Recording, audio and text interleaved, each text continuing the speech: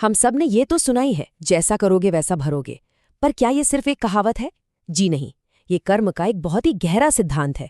आज हम दो ऐसी प्राचीन कहानियों में उतरेंगे जो बताती है कि हमारे काम, हमारे कर्म कैसे कई जन्मों तक हमारा पीछा करते हैं, बिल्कुल एक ऐसे कर्ज की तरह जिसे चुकाना ही पड़ता है।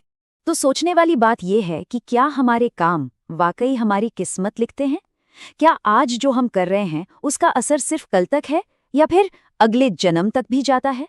चलिए हम मिलकर इस गुत्थी को सुलझाने की कोशिश करते हैं। अच्छा, इन कहानियों में आगे बढ़ने से पहले सबसे जरूरी है कि हम कर्म के उस बेसिक नियम को समझ लें जिसके इर्द गिर्द ये सब कुछ घूमता है। मतलब आखिर ये कर्म का नियम है क्या चीज? एकदम आसान भाषा में कहें तो कर्म का मतलब है कि हमारे हर एक्शन का, यहाँ तक कि हमारी हर सोच का भी एक रिएक्शन होता है। ये एक तरह से यूनिवर्स का नियम है। जो बोएंगे वही काटेंगे। अच्छा हो या बुरा, सब कुछ घूम फिर कर वापस हम तक ही आता है। और यही बात ये कहावत जैसी करनी वैसी भरनी एकदम पक्के तौर पर कहती है। हमारे कर्मों का फल मिलना तो तय है, बस फर्क इतना है कि वो शायद इसी जिंदगी में मिल जाए या फिर अगले जन्म में उसका हिसाब किताब हो। तो चलिए अब अपनी पहली कहानी की तरफ बढ़ते हैं। ये कहानी दिखाती है कि कैसे अच्छे कर्मों का फल एक राजा को इतने अनोखे तरीके से मिलता है जिसकी किसी ने कल्पना भी नहीं की थी। तो कहानी कुछ यूं है कि एक राजा था, उम्र दराज हो चुका था और अपनी जवानी वापस पाने के लिए वो कुछ भी कर गुजरने को तैयार था। और इसी डेस्परेट हालत में उसने एक लालची वैद्य पर आंख बंद करके भरोसा कर लिया। वैद्य ने वादा किया कि 8 महीने के एक सीक्रेट इलाज से वो उसे फिर से जवान बना दे। लेकिन उस वैद्य की नीयत में खोट था। उसके दिमाग में एक बहुत ही भयानक प्लान चल रहा था। उसका प्लान था पहले राजा को एक तहखाने में कैद करना, फिर खाने में धीरे धीरे जहर देना, इसके बाद राजा का ही कोई हमशक्ल ढूंढना और आखिर में उस हमशक्ल को नया जवान राजा बनाकर पेश कर देना और खुद पर्दे के पीछे से राज करना। और वैद्य का प्लान कामयाब भी हो गया।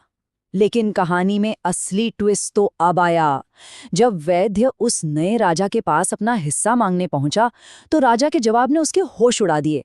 राजा ने साफ कह दिया कि ये गद्दी उसे किसी धोखे से नहीं बल्कि उसके पिछले जन्म के कर्मों के इनाम में मिली है। उस नए राजा ने खुलासा किया कि वो पिछले जन्म में एक योगी था और ये जो राजपाट उसे मिला है ये उसकी सालों की तपस्या और त्याग का फल है। वैद्य का जो धोखा था वो तो बस एक जरिया बना, एक माध्यम जिससे उसका कर्म फल उस तक पहुंच सके। अब वैद्य को तो इस बात पर यकीन ही नहीं हुआ, तो राजा ने उसे सबूत देखने के लिए भेजा। वैद्य जब वहां पहुंचा तो उसने एक पेड़ से एक कंकाल लटका हुआ देखा और फिर हुआ असली चमत्कार। जैसे ही बारिश की बूंदें उस कंकाल पर गिरीं, नीचे नदी में सोने के कमल खिलने लगे। ये उस योगी की तपस्या की ताकत का सबूत था। तो यहाँ कर्म का न्याय देखिए कितना साफ और सीधा है। एक तरफ वो योगी जिसे अपनी तपस्या का इनाम मिला राजपाट के रूप में, और दूसरी तरफ वो लांची वैद्य जिसे अपने कर्मों की सजा मिली, उसी कुएं में एक गुमनाम मौत जहां उसने राजा को छिपाया था। हिसाब बराबर। चलिए अब चलते हैं अपनी दूसरी कहानी की तरफ, और ये कहानी है कर्म के कर्ज के बारे में। एक ऐसा कर्ज जो पीढ़ियों तक, जन्मों जन्मों तक पीछा नहीं छोड़ता जब तक कि पाई पाई चुकता न हो जाए। और इस पूरी कहानी की जड़ में है 400 सोने के सिक्के। सिर्फ 400। सुनने में तो ये बस एक रकम लगती है ना? लेकिन यही वो बीज था जिसने एक बहुत लंबे और दर्दनाक कर्म चक्र को जन्म दिया। कहानी है संतोष नाम के एक ब्राह्मण की। उसके घर एक साधु मेहमान बनकर रुके थे, पर संतोष का मन लालच में ऐसा डूबा कि उसने उन साधु के वही 400 सोने के सिक्के चुरा लिए। ये सिर्फ एक चोरी नहीं थी, ये भरोसे का कत्ल था। और बस यहीं से शुरू हो गया एक ऐसा कर्म का कर्ज जिसे चुकाने में कई जन्म लगने वाले थे। अब देखिए ये कर्म का चक्र कितना पेचीदा है। चोरी के बाद उस साधु ने अपमानित होकर अपनी जान दे दी, तो अब संतोष पर चोरी के साथ साथ हत्या का पाप भी चढ़ गया।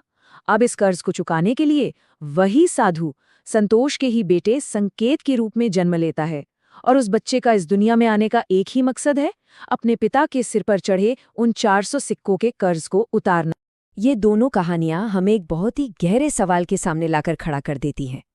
जब ये शरीर खत्म हो जाता है तो आखिर वो क्या है जो हमारे साथ अगले जन्म में भी जाता है।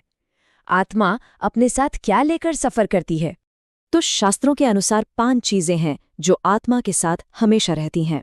पहली, हमारी इच्छाएं यानी कामना। दूसरे, हमारे कर्म, अच्छे भी और बुरे भी। तीसरी, हमारी वासना यानी गहरी चाहतें। चौथी, हमारा ज्ञान। और पांचवी और सबसे अहम, हमारे कर्ज। ये कभी पीछा नहीं छोड़ते। तो इन सब कहानियों और सिद्धांतों का सार क्या है? आखिर हमारे कर्म हम पर असर डालते कैसे हैं? चलिए इसे एक साथ देखते हैं। तो देखिए, कर्म का लेखा जोखा कितना सीधा है। योगी को अपनी तपस्या का फल मिला और वो राजा बना। वैद्य को अपने लालच और हत्या की सजा मिली, गुमनाम मौत। संतोष और उसकी पत्नी, जिन्होंने चोरी में साथ दिया था, उन्हें अगले जन्म में जानवर बनकर वो कर्ज चुकाना पड़ा। और वो साधु, जिसने संकेत के रूप में जन्म लेकर कर्ज उतारा, उसे आखिर में मुक्ति मिली और वो स्वर्ग गया। मतलब जैसा कर्म, ठीक वैसा ही फल। तो आखिर में एक सवाल जो हम सबको सोचना चाहिए। अगर हमारे हर काम की, हमारी हर सोच की एक गूंज है, एक ऐसी गूंज जो वक्त के पार भी सुनाई देती है, तो आज हम अपने आने वाले कल के लिए, अपने भविष्य के लिए कैसी गूंज पैदा कर रहे हैं?